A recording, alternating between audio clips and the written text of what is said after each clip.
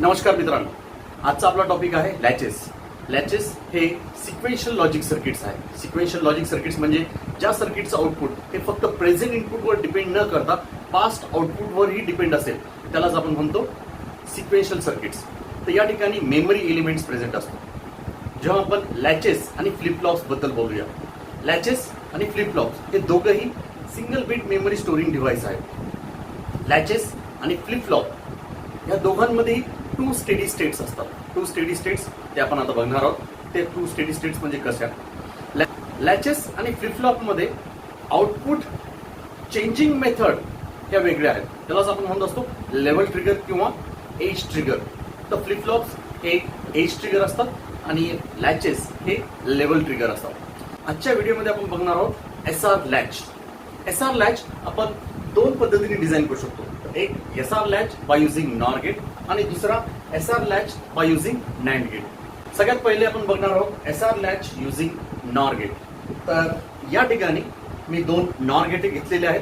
पहिल्या नॉर गेटला माझा इनपुट आहे आर, एक इनपुट आहे आर, ज्यालाच आपण म्हणतो रिसेट इनपुट. त्यासोबतच पहिल्या नॉर गेटला जे इनपुट दिलेलं आहे सेकंड, तो सेकंड इनपुट मी दिलेला आहे सेकंड नॉर गेटच्या आउटपुट पासून, म्हणजे ज्याला आपण म्हणतो फीडबॅक कनेक्शन. आणि या ठिकाणी पहिल्या नॉर गेटचा आउटपुट आहे क्यू. त्यासोबतच दुसऱ्या नॉर गेटला मी एक इनपुट दिलेला आहे सेपरेट, ज्याला आपण म्हटलेलं आहे एस म्हणजेच सेट इनपुट. दुसऱ्या नॉर गेटला जो सेकंड इनपुट दिलेला आहे तो आहे पहिल्या नॉर गेटचा आउटपुट फीडबॅक म्हणून. तर या ठिकाणी अशा प्रकारे इन्व्हर्ट कनेक्शन म्हणजे काय? तर या ठिकाणी माझे जे आउटपुट्स आहेत क्यू आणि क्यू बार हे दोघंही एकमेकांच्या नेहमी अपोजिट असणार आहेत. असं कधीच नाही होणार की हे दोन्ही सारखे असतील. तशी कंडिशन कधीच येऊ शकत नाही. तर या ठिकाणी याला आपण म्हणत असतो इन्व्हर्ट कनेक्शन. तर हे तर झालं आपला SR latch by using NOR gate. त्यासोबतच खाली या ठिकाणी याचा सिम्बॉलिकल डायग्राम दाखवलेली आहे, ते म्हणजे एस आर क्यू आणि क्यू बार हे आपले आउटपुट्स आहेत. आता हा नॉर लॅच कशा पद्धतीने वर्क करतो हे समजून घेण्यासाठी आपल्याला नॉर गेटचा ट्रूथ टेबल माहिती पाहिजे. तर या ठिकाणी आपला नॉर गेटचा ट्रूथ टेबल आहे. सपोज माझे इनपुट्स आहेत ए बी, आउटपुट आहे ए प्लस बी बार. तर या ठिकाणी इनपुट्स आहेत 0 0 0 1 1 0 आणि 1 1. 0 0 ला 1 आणि बाकी सर्व कंडिशनला हा 0 आउटपुट देणार. तर हा आपला नॉर गेटचा ट्रूथ टेबल. तर आता आपण एक समजून घेऊया. या ठिकाणी माझे ट्रूथ टेबल मध्ये इनपुट्स आहेत एस आणि आर, हे आपले इनपुट्स आहेत. आउटपुटला या ठिकाणी क्यू आणि क्यू बार हे माझे आउटपुट्स आहेत, क्यू आणि क्यू बार. तर हे आउटपुट्स हे मी आपण म्हणतो की आपण प्रेझेंट आउटपुट्स आहेत. आणि त्याच्या पुढं नेक्स्ट जे आहेत क्यू एन प्लस 1 आणि क्यू बार एन प्लस 1 हे माझे नेक्स्ट सिच्युएशन्स काय येत आहेत त्याच्यावर डिपेंड आहे. तर सगळ्यात पहिले आपण समजून घेऊया की जर सपोज आता या ठिकाणी एसआर लॅच समजून घेण्यासाठी आपल्याला काही कंडिशन्स ऍज्युम करावं लागतील. तर सगळ्यात पहिले आपण समजून घेऊया की माझे इनपुट जर मी कन्सिडर केले, माझे एस आणि आर हे दोन्ही इनपुट 0 आहेत. क्यू आणि क्यू बार या दोघांना आपण आता ऍज्युम करणार आहोत. तर सगळ्यात पहिले आपण क्यू ला ऍज्युम करूया. तर या ठिकाणी क्यू ला आपण 0 असं ऍज्युम करूया. तर या ठिकाणी हा जर 0 आहे तर याचा अर्थ हा 1 असेल. तर याचा अर्थ माझा हा 0 आणि हा 1 आहे. आता आपण याला व्हेरीफाय करणार आहोत. तर सगळ्यात पहिले जर माझा आर 0 आहे त्यासोबत क्यू या ठिकाणी 0 दाखवलाय, 0 या ठिकाणी आलाय, एस हा ऑलरेडी 0 आहे, 0 0 या ठिकाणी 1. ओके, म्हणजे याचा अर्थ हा बरोबर आहे. नेक्स्ट हा 1 इथे आला, 1 आर या ठिकाणी 0 आहे, 0 1 0 1 हा 0. म्हणजे याचा अर्थ माझे आउटपुट हे 0 आणि 1 अशाच पद्धतीने राहणार आहे. आता नेक्स्ट कंडिशन कन्सिडर करूया. जर एस आपला 0 आहे, आर 0 आहे, आता या ठिकाणी क्यू एन ला आपण 1 कन्सिडर करू आणि क्यू बार ला 0. म्हणजे याचा अर्थ आता आपण ही सिच्युएशन उलटी कन्सिडर केली, याला 1 आणि याला 0 कन्सिडर केलेला आहे. नेक्स्ट हा 1 या ठिकाणी आला, 0 1 0 1 या ठिकाणी हा 0 झालाय, 0 या ठिकाणी आला, 0 0 0 0 हा 1 आहे. म्हणजे परत एकदा ही स्टेडी स्टेट झालेली आहे. याच्यानंतर आउटपुट चेंज नाही होते. त्याचा अर्थ आउटपुट आपलं परत एकदा 1 0 अशा पद्धतीने राहणार. नेक्स्ट जर आपण S0 R1 असेल, जर माझं इनपुट S0 आणि R1 असेल आणि या ठिकाणी QN हा 0 QN बार हा 1 असेल, म्हणजे परत एकदा आपण याला अझ्युम करणार आहे की हा 0 आहे, हा 1 आहे. आता समजून घेऊया, या ठिकाणी आपला R या ठिकाणी 1 आहे, 0 या ठिकाणी आला, 0 0 1 1 या ठिकाणी आला, 1 1 0, म्हणजे ज्या ठिकाणी आउटपुट आपला सेम राहणार आहे आणि या ठिकाणी कोणतेही आउटपुट चेंज नाही होणार. या ठिकाणी आउटपुट आहे 0 आणि 1. सिमिलरली नेक्स्ट S0 आहे, R1 आहे, या ठिकाणी आपण आता आउटपुट पोझिशन चेंज करूया. QN हा 1 QN बार हा 0, म्हणजे हा 1 आणि हा 0.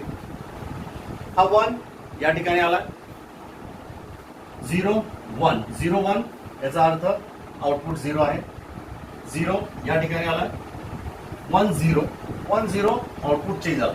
या ठिकाणी आता माझं आउटपुट हे चेंज झालेलं आहे, 1 च्या ऐवजी आता हे 0 झालाय, 0 या ठिकाणी आलाय, तर या 1 लाही 0 कन्सिडर केलं, चेंज केलेला आहे. आता 0 0 आउटपुट या ठिकाणी 0 चा 1 आहे आणि हा 1 या ठिकाणी 0 ला चेंज करतोय 1 1 1 0. आता ही कंडिशन स्टेडी कंडिशन झालेली आहे, पण आउटपुट जे की 1 0 च्या ऐवजी 0 1 अशा पद्धतीने चेंज झालेला आहे. तर या ठिकाणी आपला आउटपुट असेल 0 आणि 1, म्हणजे आपण जे प्रेझेंट कन्सिडर किंवा आपण जे अझ्युम केलं होतं ते नसता आता आउटपुट आपलं असणार आहे 0 आणि 1. अजून पुढचं एक कंडिशन समजून घेऊया. तर या ठिकाणी सपोज माझा S1 आहे, R0 आहे, मी आउटपुट अझ्युम करतोय QN हा 0 QN बार हा 1 आहे. तर या ठिकाणी हा माझा 0 आणि हा 1 आपण अझ्युम केलेला आहे. सिमिलरली हा 0 या ठिकाणी आलाय, माझा R हा 0 आहे, S या ठिकाणी 1 आहे. तर 0 1 0 1 म्हणजे हा 0 झालाय, म्हणजे याचा अर्थ या ठिकाणी यांनी या आउटपुटला चेंज केलेला आहे, हा 0 झालाय, 0 या ठिकाणी येतोय आणि या ठिकाणी हा 0 होईल, 0 0 या ठिकाणी या 0 ला त्यांनी चेंज केलंय 1. आता हा 1 या ठिकाणी वापस फीडबॅक मुळे वापस येईल, या ठिकाणी 1 1 1 0, म्हणजे आता ही कंडिशन स्टेडी कंडिशन झालेली आहे. आता ही कंडिशन चेंज नाही होणार, पण आउटपुट काय झालेलं आहे 1 आणि 0, म्हणजे याचा अर्थ या ठिकाणी आउटपुट हे 1 आणि 0 ते कॉन्स्टंट राहणार. नेक्स्ट जर माझा S1 आहे, R0 आहे, आउटपुट अझ्युम करूया, या ठिकाणी माझा आउटपुट आहे 1 आणि 0, त्याचा अर्थ आपण याला कन्सिडर करणार आहोत 1, याला कन्सिडर करूया 0. आता हा 1 या ठिकाणी आलाय, 1 1 0 0 या ठिकाणी आलाय, 0 0 1, म्हणजे या ठिकाणी देखील ही स्टेडी कंडिशन आहे, ही चेंज नाही होणार आहे, म्हणजेच आउटपुट राहणार आहे 1 0.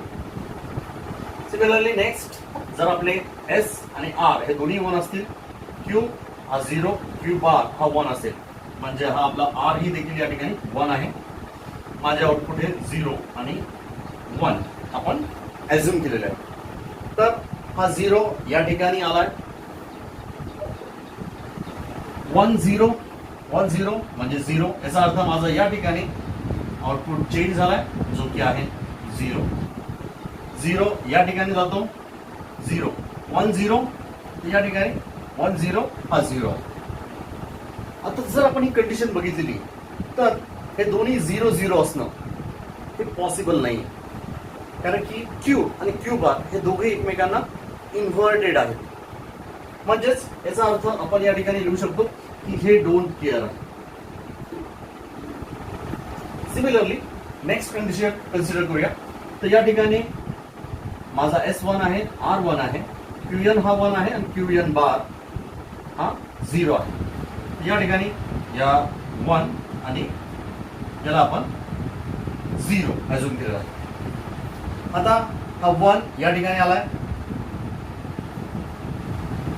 1 1 0, तर 1 1 या ठिकाणी 0 आहे. नेक्स्ट हा 0 या ठिकाणी आलाय, 1 0 म्हणजे या ठिकाणी परत 0, म्हणजे या ठिकाणी हा याला चेंज करतोय 0. परत एकदा 0 0 इट इज नॉट पॉसिबल, तर या ठिकाणी देखील याला आपण डोंट केलेले. आता या ठिकाणी आपण या सगळ्यांना 2-2 चे ग्रुप केलेले आहेत का, तर आपण या दोन कंडिशन मध्ये एकदा QN हा 0 ऍझ्युम केला, एकदा QN हा 1 ऍझ्युम केला. सिमिलरली या ठिकाणी 0 1 0 1 असे आपण ऍझ्युम केलेले आहे.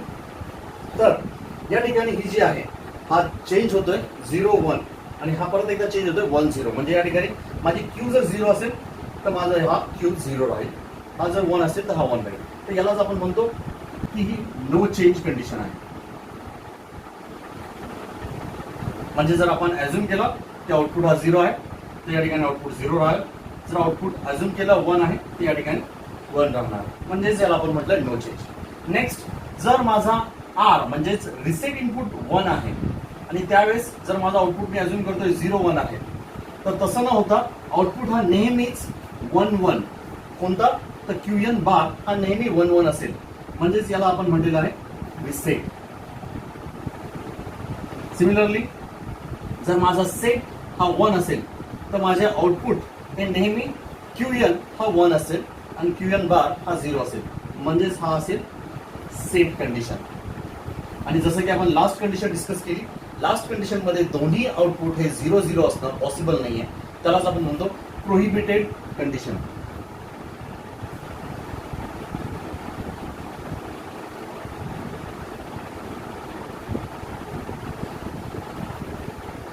तर हा आहे SR latch by using NOR gate.